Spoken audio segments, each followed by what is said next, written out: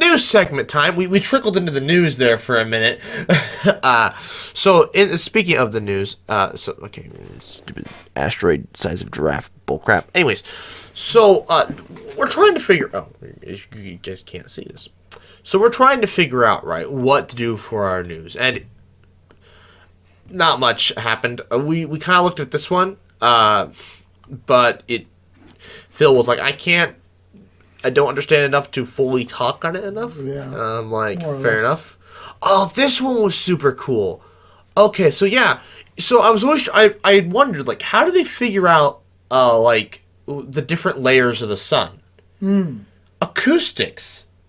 And that's what this whole thing was about. It showed up on my thing. They're like, these waves are traveling faster than we thought. So I'm like, oh, so the sun is denser than you thought or something. So yeah, they're using acoustics to measure what's inside the sun. So the sun makes noise. Apparently. Anyways, Dr. Becky over here. Well, I mean, everything makes... I mean, you did a video a long time ago on, how loud the sun is. That was converting watts of light energy to decibels. Yeah. Did you even... I don't even think you gave a number. Yeah, I give a rough estimate. It was loud. It was loud.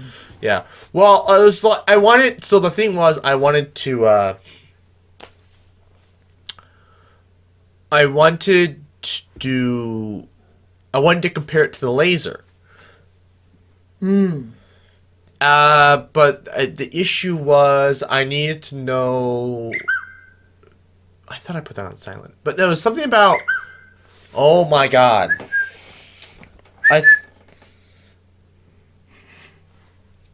I thought I put it... something about with the laser. I need a certain instrument. And I don't remember if I was trying to measure the wavelength or if I was trying to measure the wattage or if a combination. It might have been the wavelength. I was trying to get a specific wavelength. And then I think I wanted to measure like the specific wavelength of like a lamp or something. Point is... So I could get those readouts, and then I could calculate how loud is a lamp, A lamp.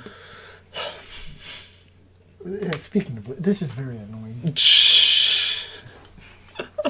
Yeah, so I don't know. There was something about that, but anyways, so Dr. Becky she discussed JDOST in the image, and like. So this was kind of cool, actually. When you need a hand, guidance, or resources, Home Care Partners are here. I already watched an ad for this. Times 2. Okay, so she's talking about, like, how small, what can the JWST microscope... I've never seen this before. A comma to separate decimals? She's British.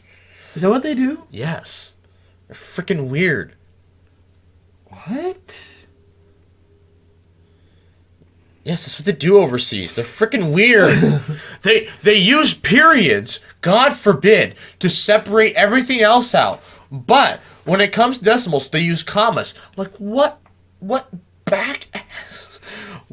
backwards country? They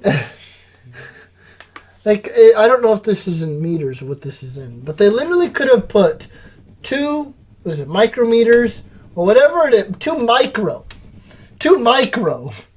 or 2 times 10 to the negative 6.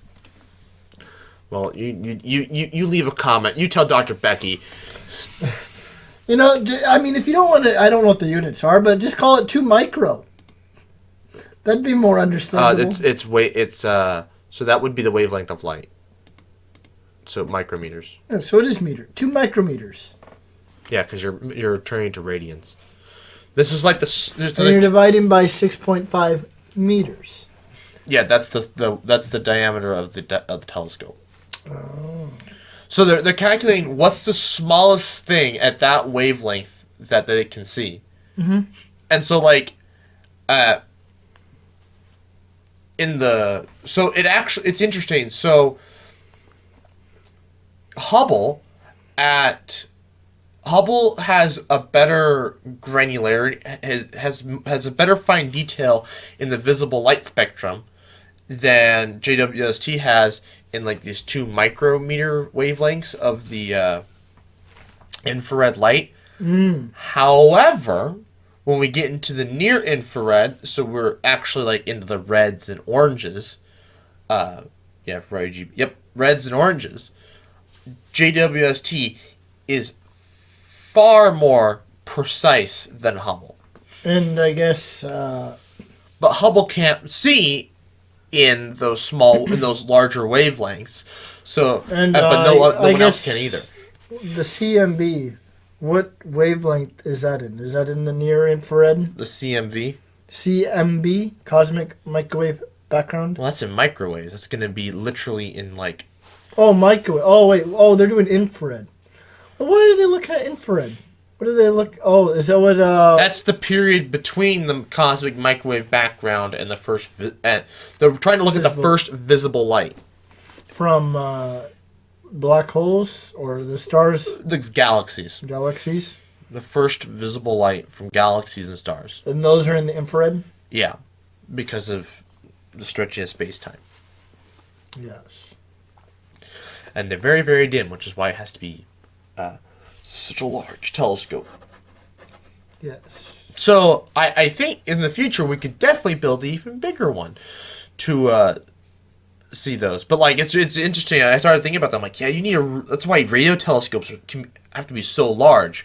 But then I'm like, but a radio telescope can also be huge. So like radio telescope's interesting. It has to be big because of how big the waves are to get the same granularity.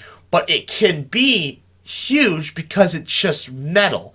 It doesn't have to be glass. It doesn't have to reflect visible and infrared light. It just has to reflect radio waves, which is still light. So we get better resolution with radio telescopes, even though they're so much larger wavelengths. But because we can make the thing basically as big as we want, it doesn't matter. We're also building it on Earth. Yes. I think we should turn the moon into a radio telescope. Except when we point it at the sun, it will just get fried. No, we just build all 7. We build a radio telescope, an infrared telescope, a microwave telescope, a visible light telescope. That way when you want to take a vacation to the moon sometime, a nice little visible light telescope. I mean, I don't know. I can't particularly see in the ultraviolet. But then they put a UV telescope there, an X-ray telescope, and a gamma ray telescope. Why? Why not? Because you can't really make one size fits all. You make one telescope that just focuses on that spectrum. Which is what we do. Yes, but we don't have any on the moon. But the moon's useless. We just L2 the dark side of the better. moon. But the dark side of the moon faces the sun. Only during a new moon. Which is several days long. So you get 2 weeks during no, not quite 2 weeks. You get about a solid week during the full moon of 24/7 darkness. That's not enough. When I can just put it L2 and have constant darkness. Yeah. Oh, don't forget. You were forgetting the other thing we can measure. We can actually look at the universe in now, too. Well, the only reason why... Gravitational waves. Well, the only reason why L2 is complete darkness is because the sun is so far away. Oh, no. It doesn't... the sun no, it doesn't even matter. No, it doesn't matter. Because you can just block it out. The telescope is behind the shield. We can't do that on the moon, though. You can. When the sun is here and I'm trying to measure, where the sun is? I want to look at the stars, but the sun is in the way. So you block out the sun, and so you can only really look up. Yeah, no, that's kind of useless. And there'd probably still be a glare. Yeah, especially if we're trying to do infrared. And then radio, the amount of noise. Oh, well. No, we're building this at L2 Although I like the shield. Like, see, that's the thing though. Like a space radio telescope. How would you? You'd have to like literally build it like two sides. So like one side is the dish that gathers, and the other side is literally a Faraday cage. It has to be the same size, if not bigger than the actual dish. No, I'd say we just make a 10-year mission and send a big, giant radio telescope to Pluto.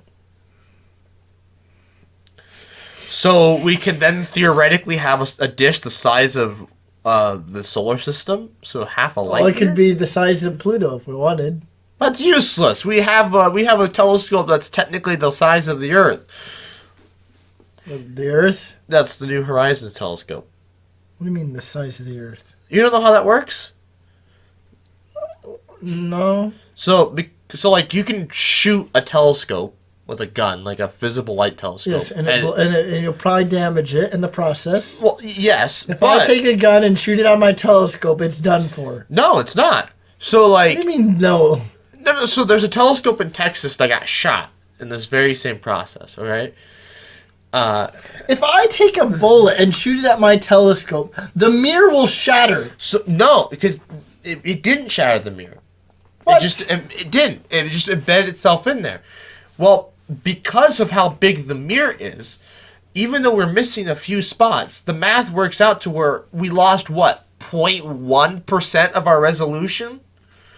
So it's still a good telescope, So you're despite the fact saying, that it has a bullet hole in it. You're saying if I took a bullet, held it up here to the mirror, and fired it, the bullet would not shatter the mirror. Why are we this close? I don't remember how close the guy was. It's Texas. Who knows what the kind of crap I'm saying that I goes on. hold up a gun and hold it this close to the mirror, fire, I think it'll completely shatter the mirror. Well, it didn't. There's no mirror left. Well, it didn't shatter the mirror, and the mirror still works. And up until like the last few decades, it was like one of the prime visible light telescopes to use. Ground-based, anyways. Yeah. Point is, that's that same math that we can get around bullet holes is the same math we can use to calculate the resolution using when we're doing a radio telescope the size of the Earth. A radio telescope. The size of the Earth. But it's not built the size of the Earth. No, but because of the way the things add up in the math, it is like having one the size of the Earth. And so, if we put one in space, we now increase our radius even more, and we can have an even more powerful telescope. So you put one at Pluto, it's going to be kind of funky because, well, you have to be lined up with Pluto just right. It's not a good idea. Yeah, but the sun's a long ways away. Right, but at Pluto You can practically be looking at the sun. But at Pluto, you might be close enough to freaking Alpha Centauri. You'll start getting What? I'm joking. Imagine Voyager is still closer to the sun than Alpha Centauri. It's a joke. Point is, start getting close to other things that make noise, like Planet X. Yes, we can finally discover Planet X. Well, not with a radio telescope. with JWST, maybe. Or the extremely large telescope, maybe. Won't that be exciting? And we'll just figure out that it's just a discrepancy in the data. Yeah. Except for what? So no, was a discrepancy in the wobble of the sun, or was it a discrepancy in the way that we saw asteroids moving in the Kuiper Belt? I don't know. Because like, if it's the wobble of the sun, I understand. But the asteroids in the think the wobble though with the asteroids though was the error. Like they managed to calculate it somehow. Huh? How do you calculate a hole in the Kuiper Belt that appeared every so often? I don't know. I thought I remember reading something where it was How do like you miscalculate that? I don't know. Well, anyways, Very interesting. Becky just talks about the resolution, how they calculate that, which I thought was very interesting. Well, I think it was like they're making assumptions and stuff. And based on the assumptions made the error large enough that if you disregard them, I don't know.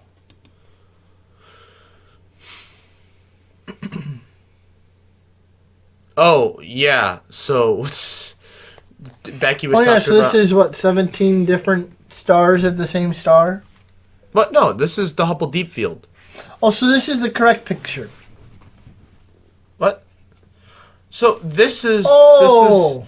Well, look. Because, wait. Wasn't... You showed me some picture. Right. Where I was like, look at it. We got 17 stars of the same star. Right. That was its first picture. This is the latest calibration, and it's perfectly focused now.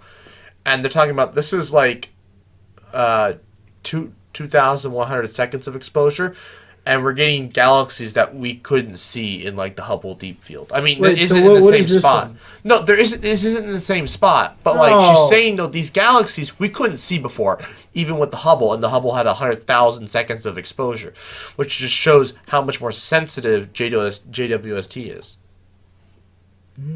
Also, this star is not visible to the human eye here on Earth, even in the darkest spots. I can see it. Well, gee, you're looking through a $10 billion telescope. I'd hope so. I see it right there, sir. Anyways, so yeah.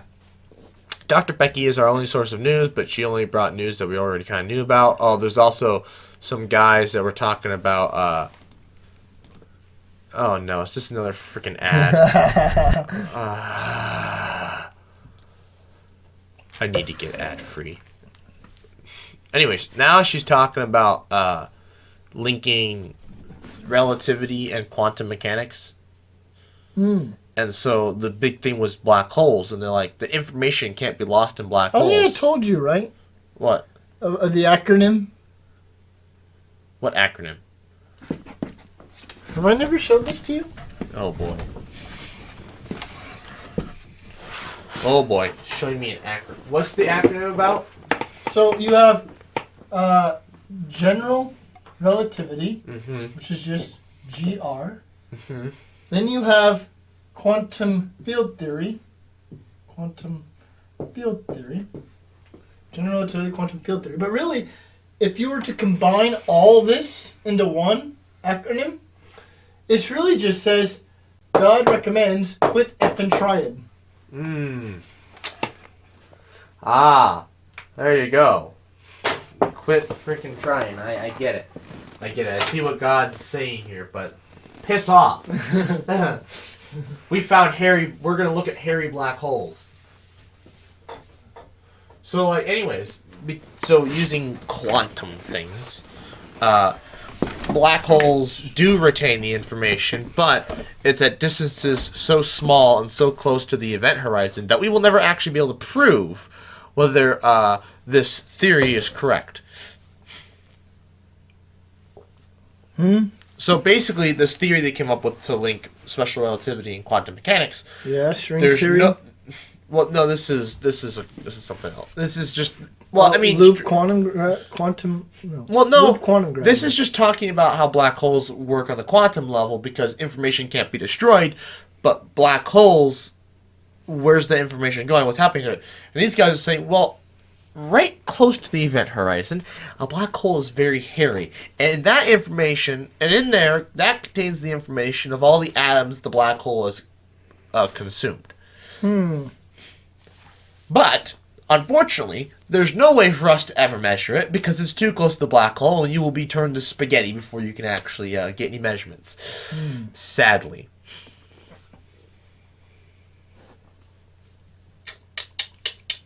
Yeah. So, rip. So kids, just like he said, God says quit freaking trying. You might have to stop trying because the only way to really prove it with current things is go find a black hole and hope you don't turn to spaghetti, which impossible at these distances, but, good luck. Good luck. You're going to fail. But good luck. Anyways, Anyways.